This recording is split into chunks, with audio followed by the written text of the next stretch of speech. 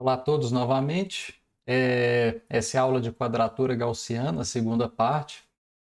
Na primeira parte, a gente fez as deduções preliminares relativas à quadratura gaussiana, bem como a motivação também e todos os fatores, né, que nos levam ao desenvolvimento desse novo método numérico, que envolve principalmente a busca pela minimização dos erros à medida que nós resolvemos numericamente as integrais.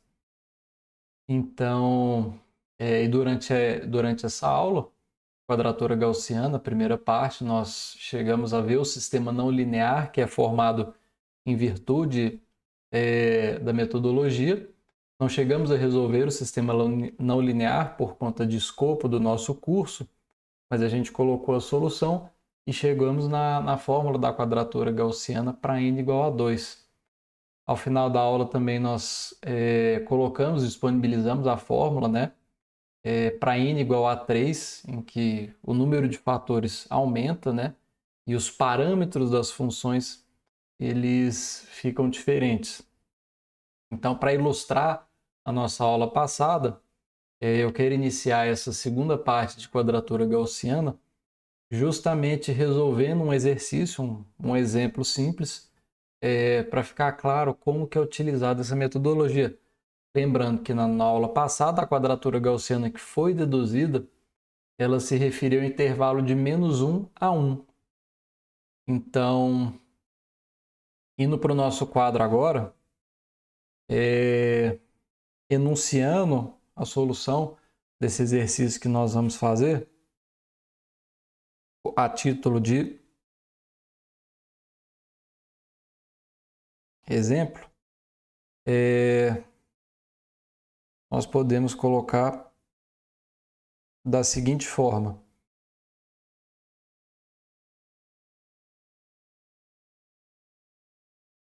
aproxime a integral de -1 a 1 de e elevado a x, cosseno de x dx, usando a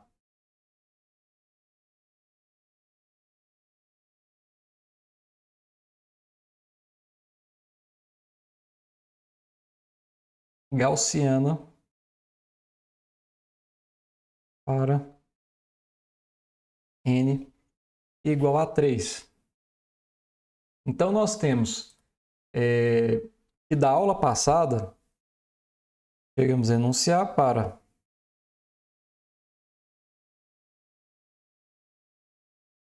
n igual a 3,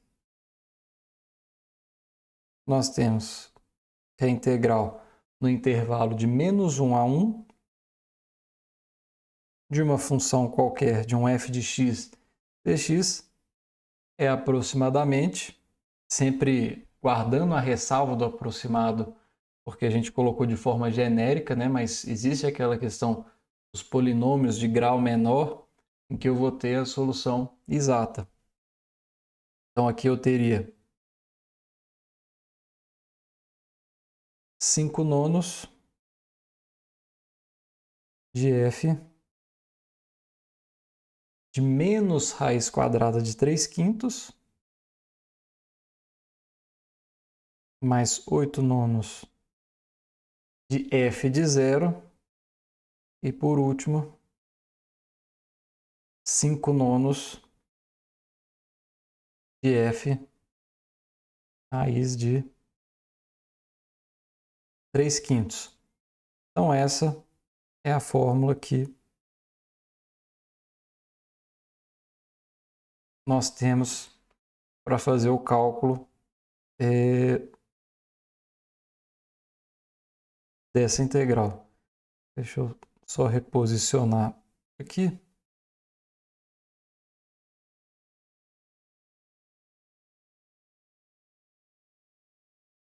Para ficar melhor. Então, excelente. Essa é a fórmula que nós temos que aplicar no nosso problema. E aqui no caso, a nossa função, o nosso f de x é o e elevado a x cosseno de x. Então, resolvendo essa integral, ficaria da seguinte forma. Integral de menos 1 a 1 elevado a x. Cosseno de x dx ficaria igual a 5 nonos. E aí eu preciso substituir esse meu f nos respectivos lugares onde o x aparece. É elevado menos raiz de 3/5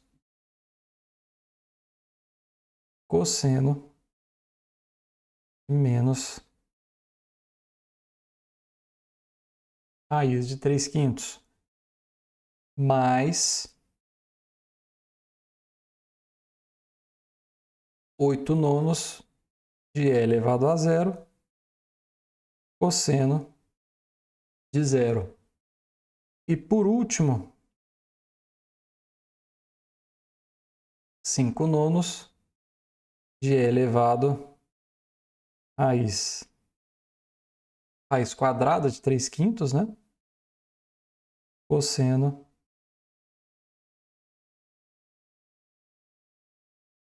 raiz quadrada de 3/5. A solução desse problema fica em 1,9333904. E aqui eu queria chamar a atenção para qual que seria a nossa solução analítica do problema. Seria 1,9334214.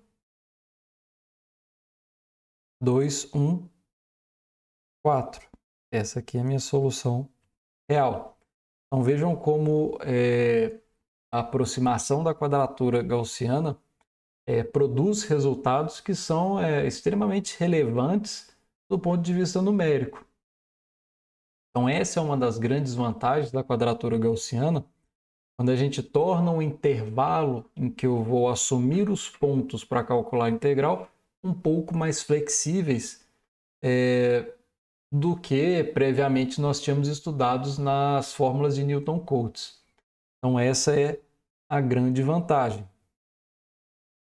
E aí agora a gente pode entrar na razão mesmo da nossa aula, que é justamente expandir a quadratura gaussiana para um intervalo qualquer, um intervalo fechado qualquer de A a B.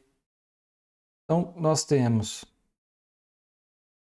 caso geral,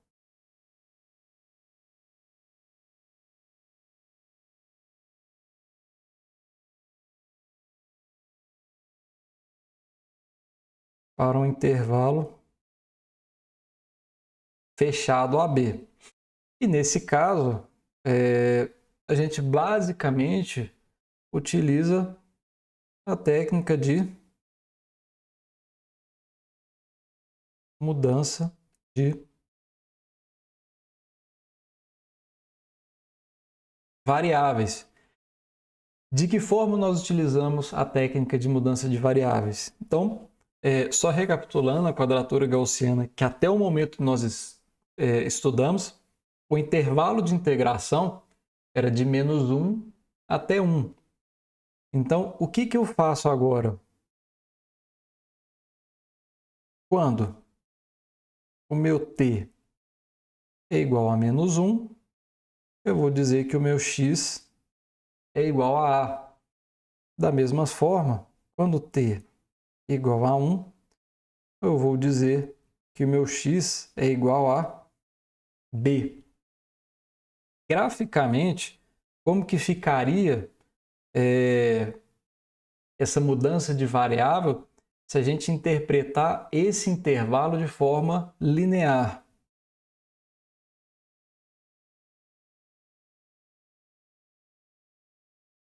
Tenho aqui o meu gráfico.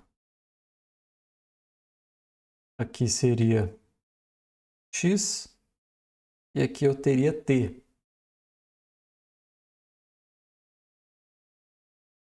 Então, Quando o meu x é igual a A,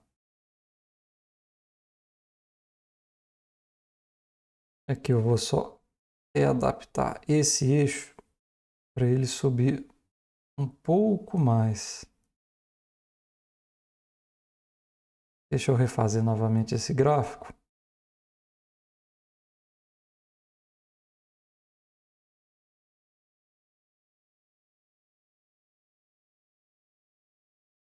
Dessa forma fica melhor.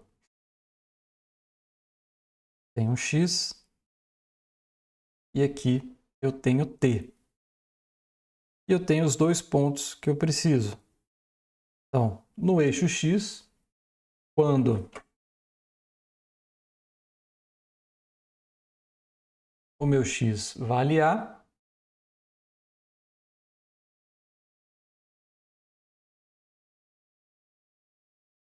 o ponto equivalente em B, o ponto equivalente em T é menos 1. Da mesma sorte, quando nós temos B, o ponto equivalente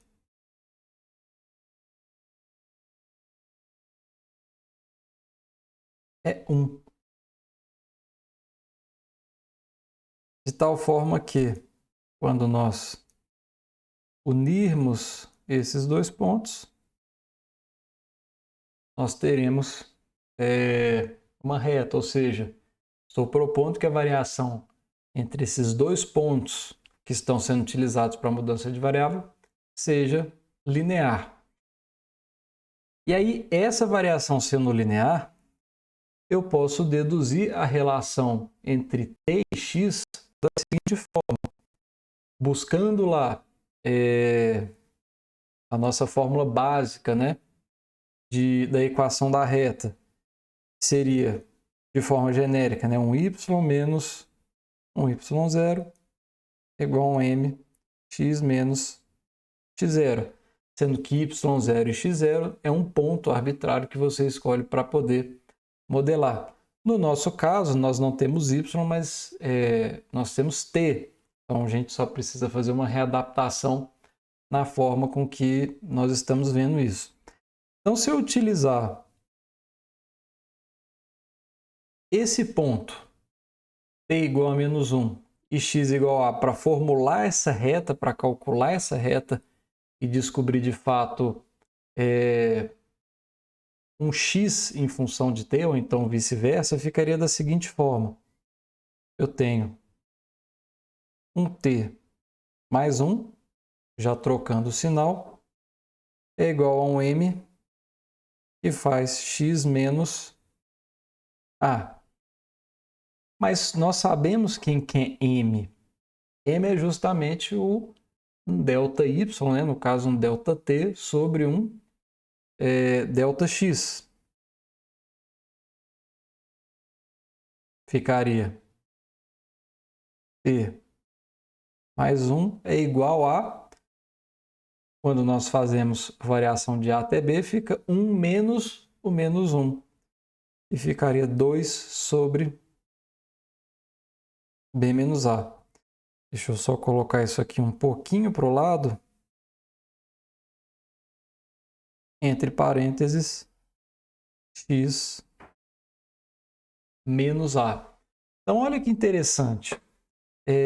Se eu quiser isolar o x nessa equação, eu poderia simplesmente fazer t mais 1 multiplicando b menos a é igual a 2x menos 2a. Abrindo esse termo, ficaria b menos a t mais b menos a. Isso tudo é igual a 2x menos 2a. Se eu passo esse 2a para o outro lado, esse termo acaba ficando, fica mais 2a, né? B menos a mais 2a fica b mais a. E eu já vou passar também o nosso 2 dividindo. de tal sorte que o nosso x ele é igual a b menos a dividido por 2t mais b mais a dividido por 2. E o mais interessante é que esse x é único e exclusivamente em função de t. E aí, para complementar, como nós estamos falando de uma mudança de variável, de substituição de variável, na integral, esse nosso x ele vai precisar também ser substituído. O dx, desculpa, o dx ele precisará ser substituído também. Então, nesse caso, o dx ele é simplesmente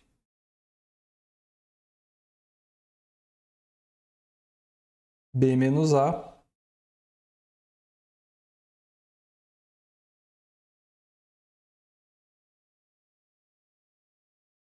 sobre 2 dt. Então, tudo que eu preciso para poder fazer a substituição dessa integral, eu já consegui nessa fórmula. Então, olha que interessante. E agora já fazendo a substituição. A integral de a até b de um f de x dx, eu poderia escrever como sendo uma integral de menos 1 até 1. E agora, ao invés de um f de x, eu teria um f de t. Eu estou fazendo essa mudança de variável. São variáveis que correspondem ao nosso intervalo fechado AB. Essa integral seria basicamente como se eu estivesse calculando, ao invés de um f de x, eu vou colocar o f de x de t. Que seria b menos a sobre 2. Vou colocar aqui. T mais a mais b sobre 2. E aí vem o nosso... Deixa eu subir um pouco o quadro. E aí vem o nosso dx. Ficaria b menos a sobre 2. Estou calculando agora tudo em dt. Então essa basicamente é a nossa fórmula para poder usar a quadratura gaussiana em um intervalo arbitrário.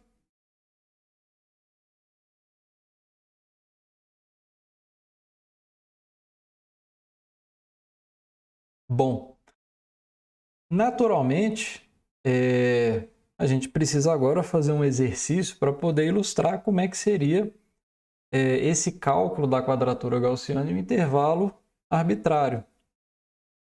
Então, seguindo para o nosso exemplo, nosso segundo exemplo,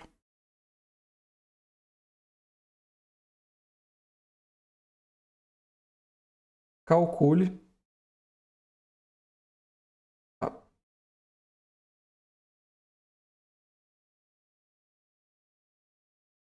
exemplo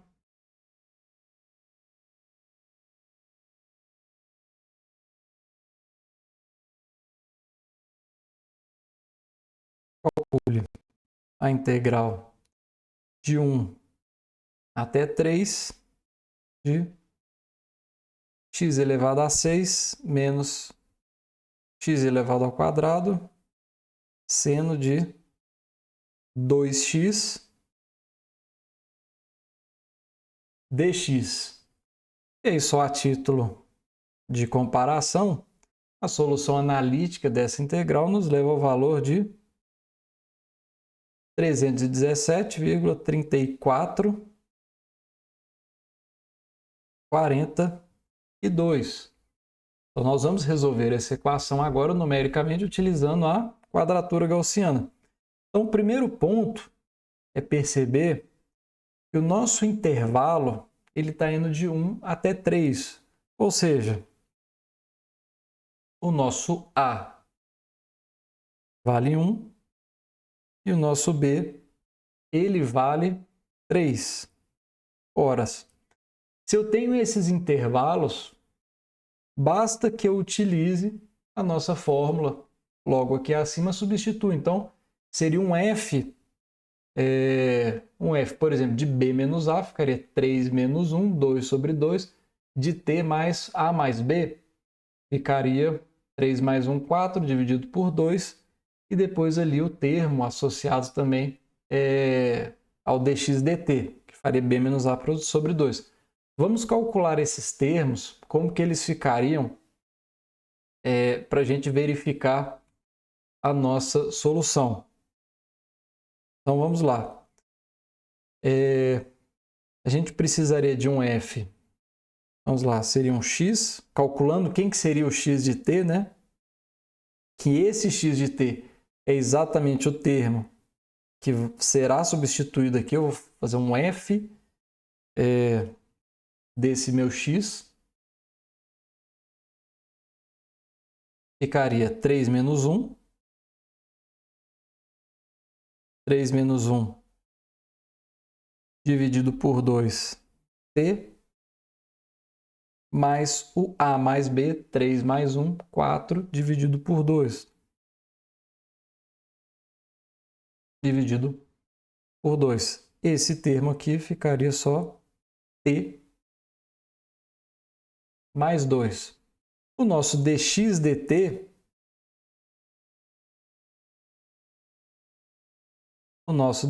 ele seria B menos A, ficaria 2 sobre 2 dt, ou seja, dx igual a dt. Então, basicamente, eu só substituiria esses valores aqui. Então, esse primeiro termo, nós calculamos aqui. O segundo termo, nós verificamos, ele também vale 1. Então, a nossa... E aí, substituindo os valores, né, da nossa integral, como a nossa função é o x elevado a 6 menos x ao quadrado, sendo de 2x, onde tem x, eu precisaria substituir por t mais 2. A derivada não tem problema, porque o dx é igual a dt, mas essa nossa nova integral ficaria da seguinte forma.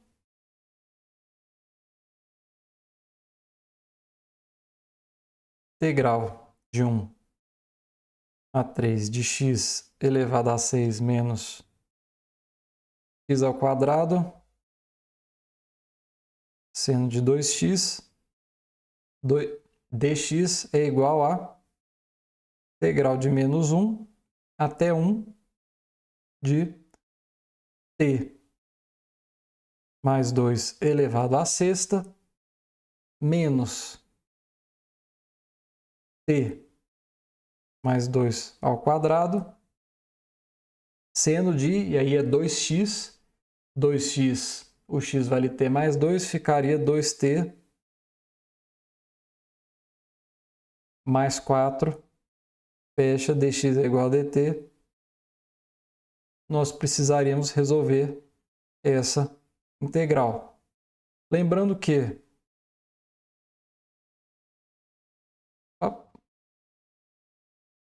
poderia chamar esse cara aqui de uma função g de t. Como que eu posso calcular utilizando a quadratura gaussiana? E aí, no caso, a gente pode atualizar o nosso exemplo. Vamos colocar n igual a 2. Isso aqui seria simplesmente igual a um g menos 1 raiz de 3 mais um g de 1 sobre raiz de 3. Quando eu substituo nessa equação, essa nossa integral fica 7,6997 mais 299,1202, que é igual a 306,8193. E aí quando nós... a câmera estava na frente, mas enfim. Esse é o resultado. Só recapitulando. Esse termo está associado a esse. Esse termo aqui.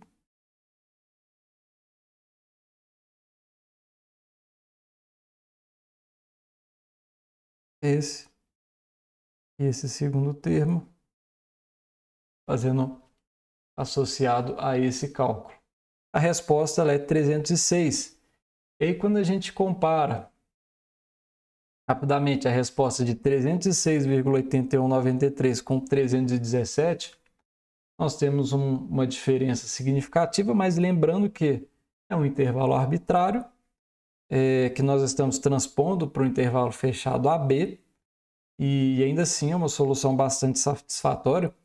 Lembrando que nós temos uma integral de um termo elevado à sexta, de um termo com seno de 2x, t mais 2, e a gente sim consegue um resultado em termos de aproximação, e ele é muito bom. E aí vale a pena, nesse sentido, a gente fazer alguns comentários sobre o erro.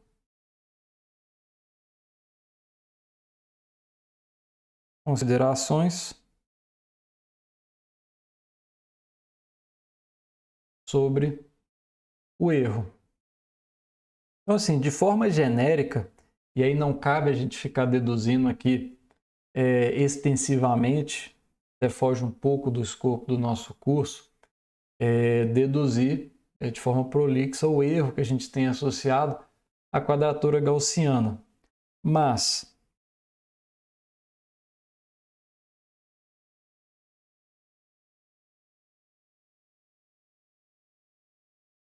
de forma genérica, o erro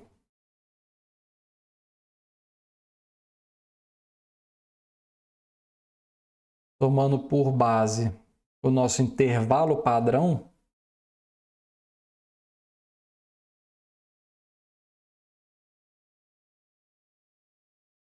que é de menos 1 a 1, ele é escrito da seguinte forma. Esse erro ele é 2 elevado a 2n mais 1, que multiplica isso tudo dividido por 2n mais 1,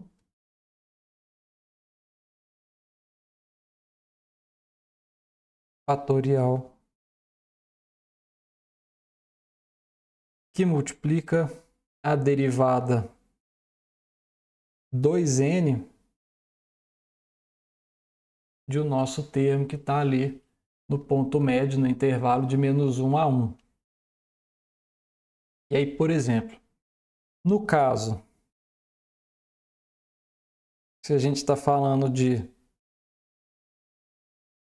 n igual a 2, ficaria da seguinte forma.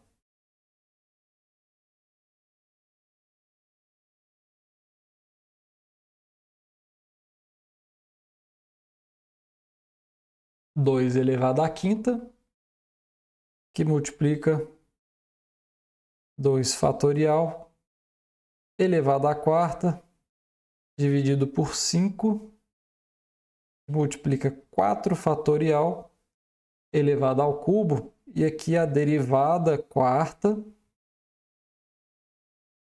desse termo entre 0 e 1 é um termo desconhecido, que fica a derivada desse termo dividido por 135. A mesma coisa nós poderíamos fazer para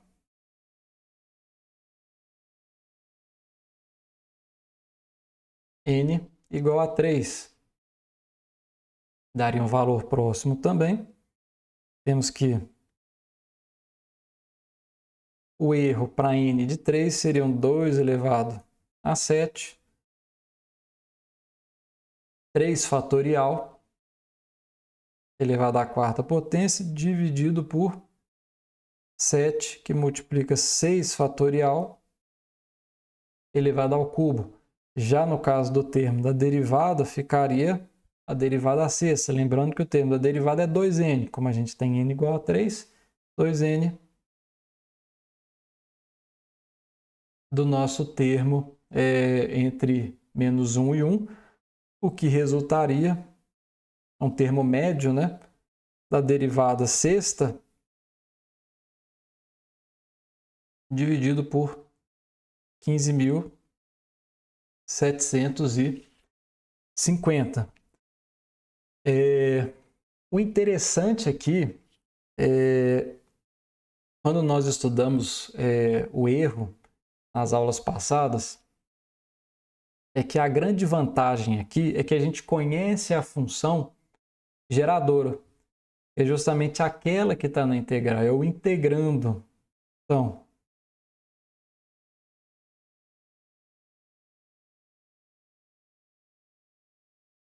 como conhecemos a função geradora, eu consigo fazer o quê? Estimar o erro máximo.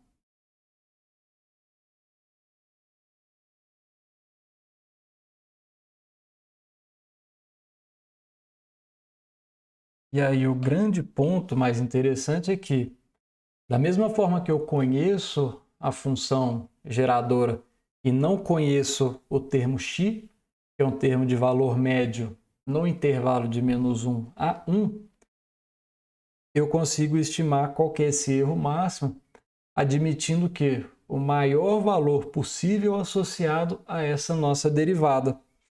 Então, eu poderia escrever de forma genérica e o erro máximo ele ficaria da seguinte forma. O erro máximo para um n genérico ele vai ser menor ou igual à fórmula que nós já conhecemos, que é 2 elevado a 2n mais 1, entre parênteses n fatorial, n fatorial elevado à quarta potência, isso tudo dividido por 2n mais 1, 2n fatorial ao cubo. Aí aqui eu pegaria o máximo, ou seja, dentro do valor máximo que eu poderia ter para um x pertencente ao intervalo de menos 1 a 1 dessa nossa derivada 2n de x. Então essa é a maneira que a gente tem de estimar o erro na quadratura gaussiana. E aí, como nós estamos falando de um intervalo de menos 1 a 1, a gente consegue generalizar mais ainda para um intervalo arbitrário. Finalmente,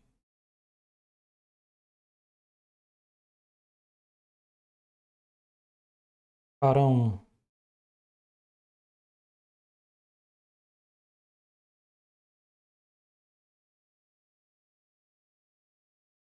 intervalo arbitrário, lembrando aquele intervalo fechado AB que nós fizemos a anotação, esse erro ficaria da seguinte forma.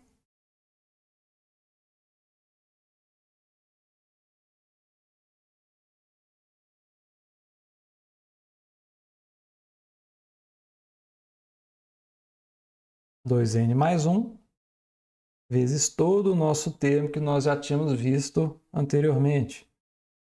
2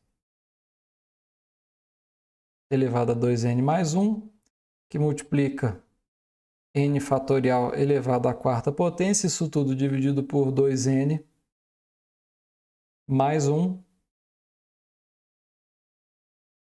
2n fatorial elevado ao cubo, vezes a derivada 2n do nosso termo x é um termo ponto médio aí no intervalo agora de A a B. Ou então, como nós vimos anteriormente, o erro máximo desse n ficaria menor ou igual B menos A dividido por 2, 2n mais 1, de 2 elevado a 2n mais 1, que multiplica n fatorial à quarta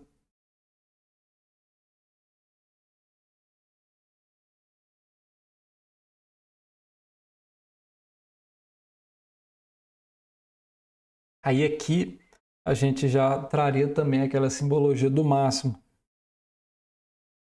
Só que agora, para um x pertencente ao intervalo AB da derivada 2n de x.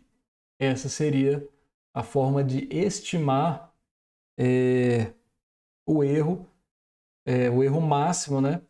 Uma vez que nós não conhecemos x, que aparece nesse termo da derivada, nós estimamos esse erro pensando no valor máximo dentro do intervalo que nós estamos integrando, obviamente, né, tomando por base essa função geradora que é o integrando. E aí, um pouco de notação Big O, se eu chamar de H é igual a esse B menos A,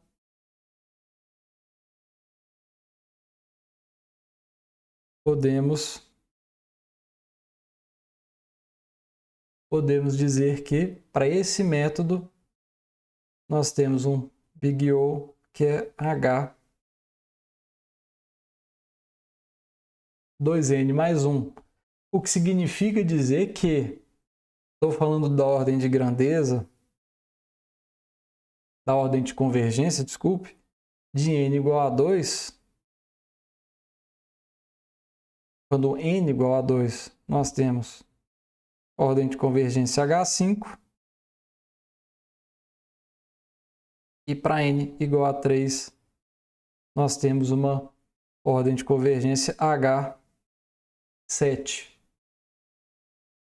E aí o mais interessante, e se a gente puxar da nossa aula, sem ser a primeira aula de quadratura gaussiana, mas a nossa aula de composição de integrais, porque eu entendo que raramente nós vamos utilizar um método de integração numérica no intervalo fechado, nós recorrentemente utilizamos composições de integrais, nós pegamos um intervalo maior e vamos segmentando ele em pequenos intervalos e resolvendo sucessivamente essas integrais.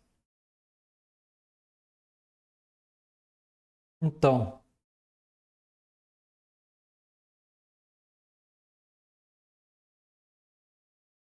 no caso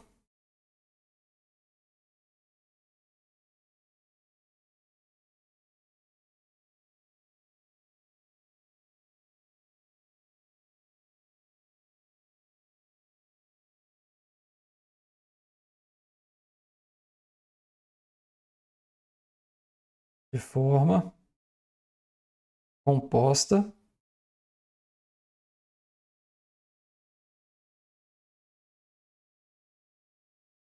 temos, a gente chamar aqui colocamos o nosso H é B menos A, o nosso número de subintervalos é um B menos A sobre H. Então, nós vimos na aula de composição de integrais que esses valores coincidem, uma vez que a gente começa com os pontos igual a x0, x1 até xn.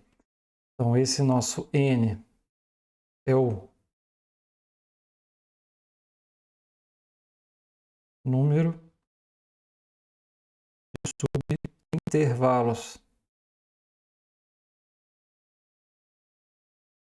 E aí eu posso escrever que o nosso erro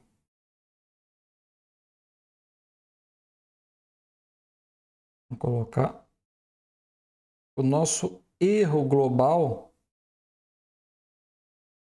é a soma dos sucessivos erros a cada integral que eu tenho em pequenos intervalos, que são frutos das integrais compostas, né? Que eu subdividi o intervalo. Então seria, estou aplicando n vezes essa minha integral a um erro que ele é local. Ou seja, esse erro local é o que nós vimos, que é exatamente o O da ordem de convergência H elevado a 2n mais 1. Então, o que nós temos?